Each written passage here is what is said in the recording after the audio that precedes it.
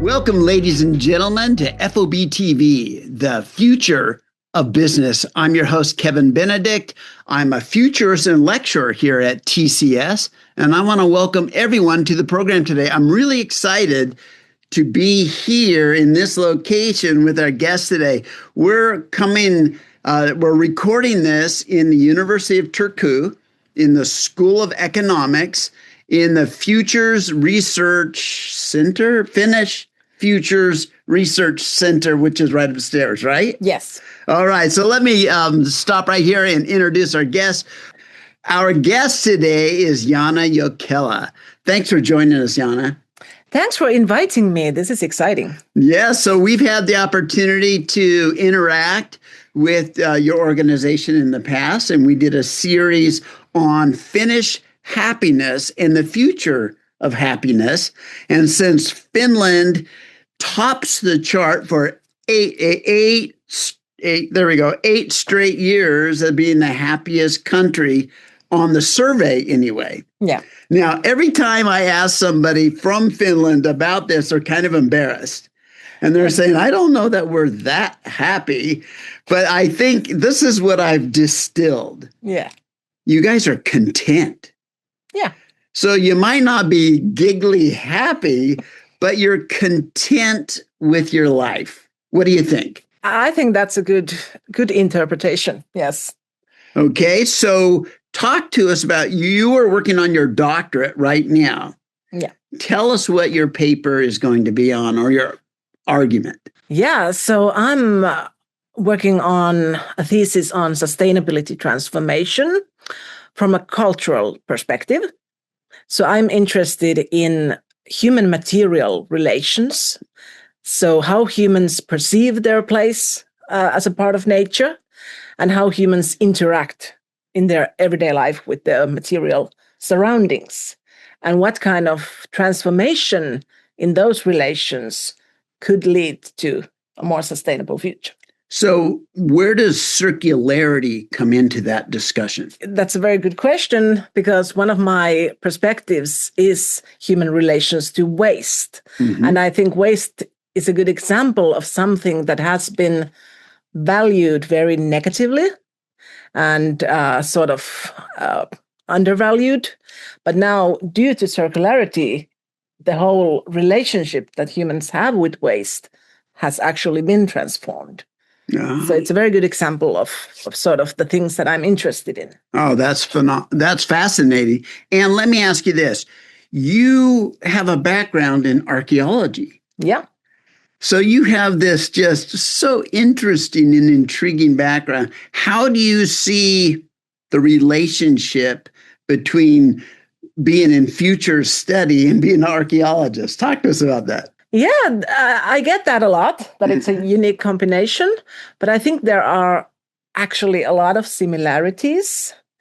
And having worked in the museum field for almost 2 decades, I think museums, in essence, are futures-oriented, because it's sort of the whole point of their existence is to preserve and safekeep heritage for future generations. So there is this futures element in heritage work. But I don't know, after having worked with sort of the past and heritage for 2 decades, I became more and more interested in sustainability-related issues. And I think that's a conversation that's happening both in Finland and abroad in the heritage sector at the moment. So let me ask you to expound upon that, or expand upon that notion of, how does archaeology really inform the future? I understand that you're preserving and conserving relics, artifacts, all this kind of stuff, so that we can learn about it and understand it far into the future. But what does when you look at archaeology, what does it? What are the patterns, or what do you learn from archaeology that today influence your future studies? Well, I think it's this sort of very long gaze into the past And it's mainly about changing the direction of that gaze into the future. And I think what archaeology sort of brings to the table is this really robust understanding of both short-term and long-term changes that have happened and how people have reacted to those changes, whether they be in the human societies or in their environment, and sort of using that knowledge to then think about future and how to prepare, how to act when change is upon us. So, Janna, being an archaeologist, you must have studied and seen patterns that repeat themselves and things like that. Let me just ask you, do you find yourself more hopeful or more cautious today as a result of looking at those patterns and then looking at where we are today and where we're going in the future? How does that impact you? I think it makes me, for the most part, hopeful, because there's this understanding that people have faced wars and catastrophes and all kinds of turmoil and still persevered, still sort of picked themselves up from the ashes and the ruins and started anew. So that gives me hope. But then, on the other hand, I do somehow see that especially the ecological crisis that we currently seem to be heading towards is somewhat of an unfamiliar scale. So that does make me a little cautious and a little frightened even, but still, for the most part, I would say that I am optimistic and hopeful. Although Finland would be one place that you could really look at to see the impact of ice ages that have expanded and contracted over thousands and maybe millions of years even, right? Yeah. So there you have ecological examples of good and bad. And I'm just pondering that because I was out on some rocks looking at how the ice has ground the just grounded the rocks down into smooth features out there. Yeah. Yeah. So that tells us repeated patterns there too. Interesting. And actually the sort of ramifications from the ice age are still impacting Finnish soil because the whole shore is still sort of rising a few millimeters per year from the pressure that was on it when the ice. Interesting. So when the ice receded, the ground raises back up. Yeah, and it's still doing that. So where the rest of the world, the water level's going up, here the land is going up faster. Yeah. I don't know if those two will at some point balance. Yeah. That's interesting. So how does studying the deep past, ancient civilizations, artifacts, and ruins inform how you think about the long future? I think something that has always been really fascinating for me in archaeology is the materiality of the evidence. So I've been on a lot of excavations, and when you... Where have you been? Let me just ask that. Yeah. Excavations here at home or other places? In Finland. Okay. Yeah. Mainly here in Turku. So I've been doing urban excavations, but I have been on some excavations elsewhere in Finland as well. And when you dig an artifact up and you hold it in your hands, and you sort of realize that you are the first person to hold it since when it was buried. And the last person was the one who was the last person to use that or touch that object. And it creates this really like tangible connection across time to that past person. And that's that's always been the thing that I love the most about archaeology. But yeah. So I have read about situations, I think these were in the caves in France, where a landslide had closed them in and kind of entombed the artifacts. And when they got into the caves, there was literally footprints still there, preserved in the dust. So they could see the last footprints of the people walking into dust. And that kind of reflects on what you were just sharing with us. Yeah, it's the same with like pottery shards, for example. They sometimes still carry the fingerprints from the clay, from the person who made the object, and just, placing your finger in the same place is really, really powerful. And I think because it's so easy to think about people in the past as sort of the other, in the same way that in the present, we tend to think about people living far from us as somehow the other. Right. And I think that relates to futurist thinking as well, that what if we sort of think about all humanity and those who lived before us and those who will be living after us as sort of part of the same story and the same continuum. Oh, man. Just acknowledge that there is no other. We are all the same. So, Janna, I was just reading about kind of a belief system among Native Americans, where when they make big decisions, they want to make them in the context of 7 generations. Yeah.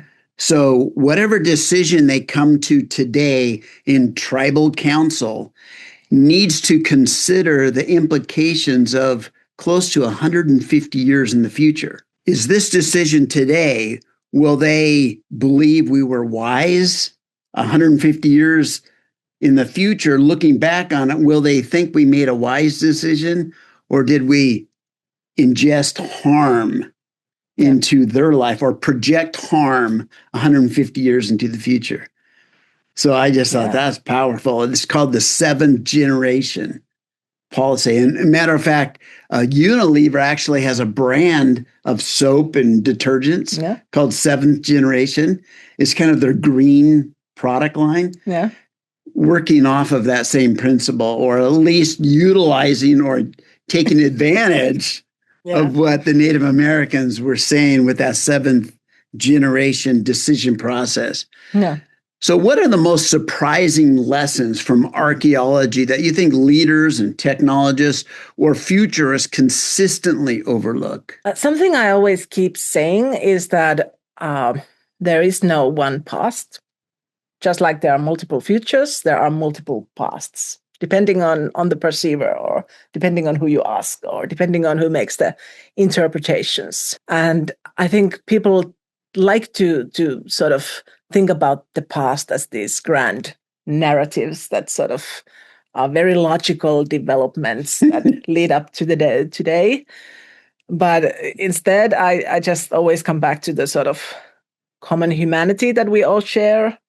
And the fact that people also in the past were illogical in their choices, and people did stupid things, and people messed up, and sometimes trying to find the sort of logic is irrelevant because there is none in the past. And I think that's something that when creating scenarios or images of futures or whatever futurists are doing, I think the human element is something that is often overlooked. Yeah, I can imagine that, because they have the same challenges, the same fears, the stresses, the lack of knowledge, the lack of insight that we do today.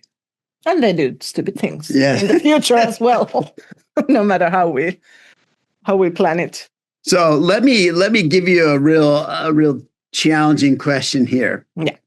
So if you had to leave one artifact, one teaching, or an idea buried for future humans to uncover about this present age, what would it be? That's a very difficult question. And that's actually something that museums in the present are also struggling with, because they also want to preserve and document different phenomena from the present using whatever methods. But what are the important ones, and what are the ones that we should safekeep for the future? That's difficult. And there's actually this new concept used both in heritage studies and future studies called heritage futures.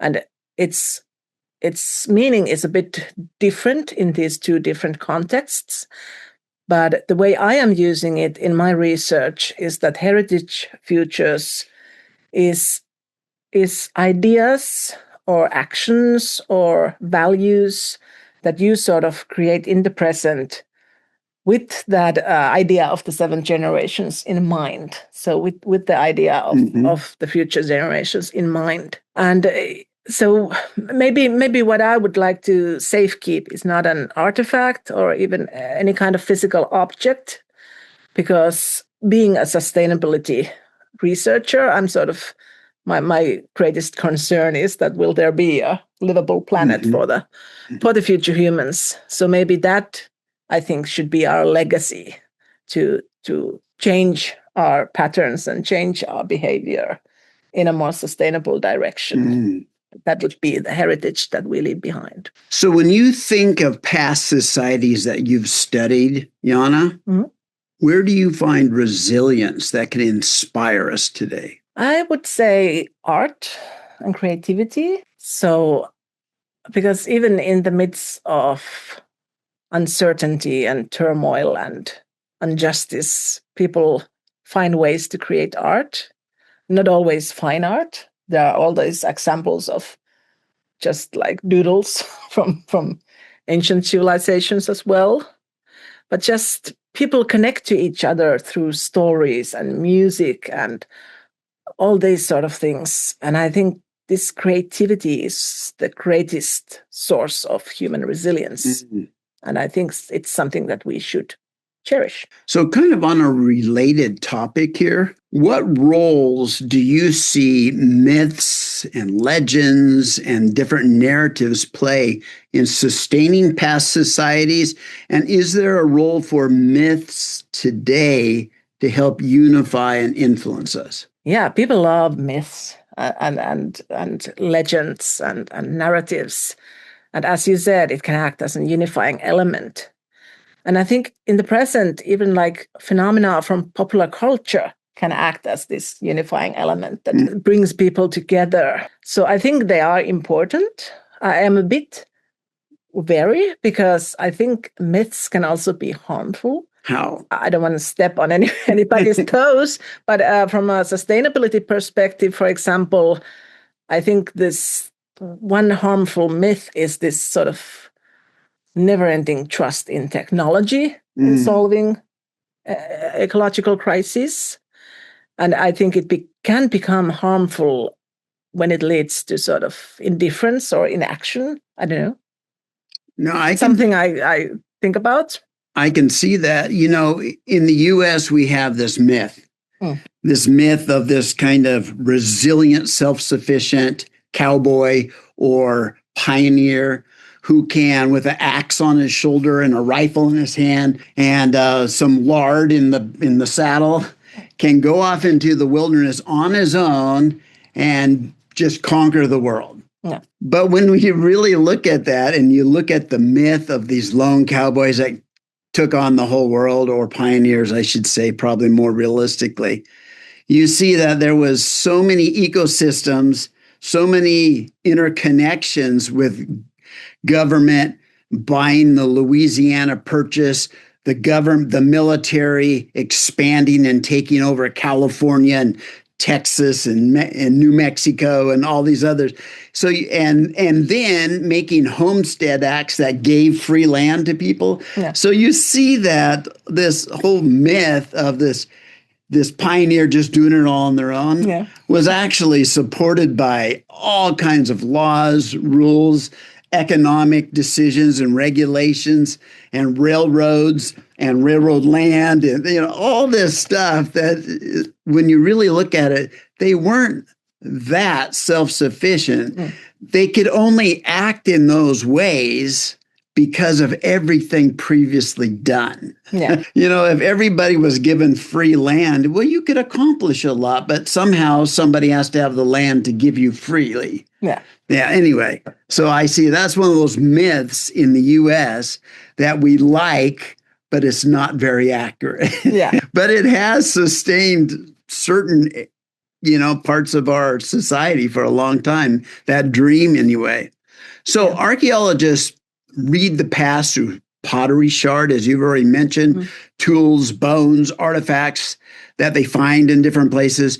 What do you imagine future archaeologists will learn from our era when so much of it is like cloud servers and smartphones and headsets and screens? So let's imagine this. Yeah. Archaeologists 500 years in the future open a cave and here's smartphones and Atari games and Game Boys and everything in the room. What are they going to think about us? Yeah, again, a very interesting question. And again, something that museums in the present are struggling with, like how to preserve all the data that is in a digital form, all the content that is online. Is it even possible to preserve it in any way?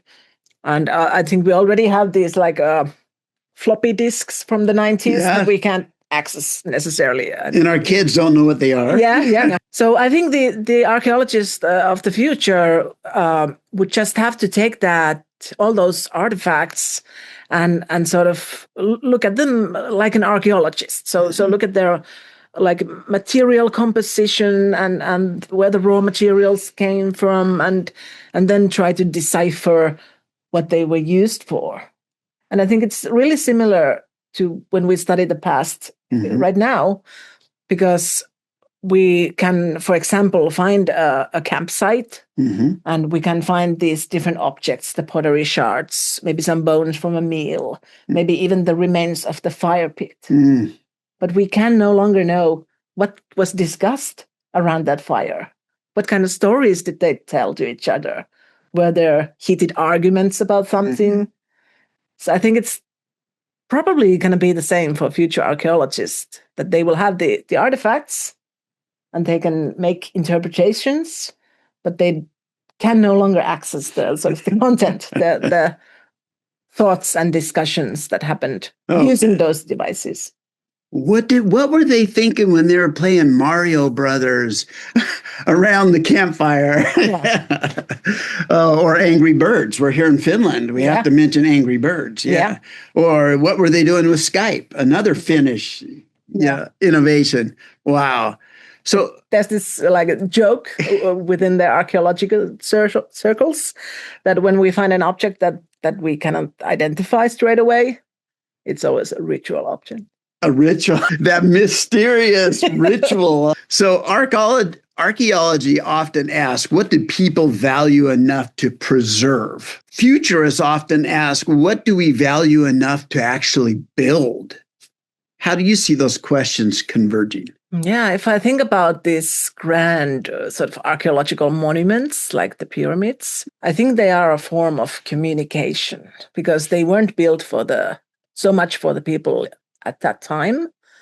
They were built as a way to communicate to future generations, to sort of emphasize the importance of the person buried there, perhaps, or even as a sign of warning, like do not go here. So I think even then, certain things were built with the future generations in mind. So I think there is a convergence there with what futurists are doing in the present.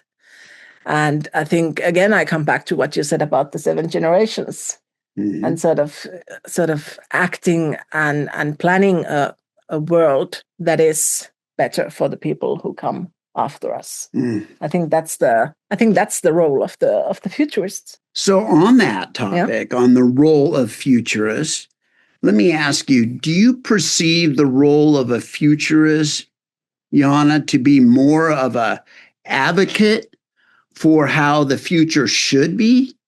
Or are you more like a objective journalist saying, I'm just sitting back and watching it go to hell? I'm not going to try to influence it. I'm just reporting what I see.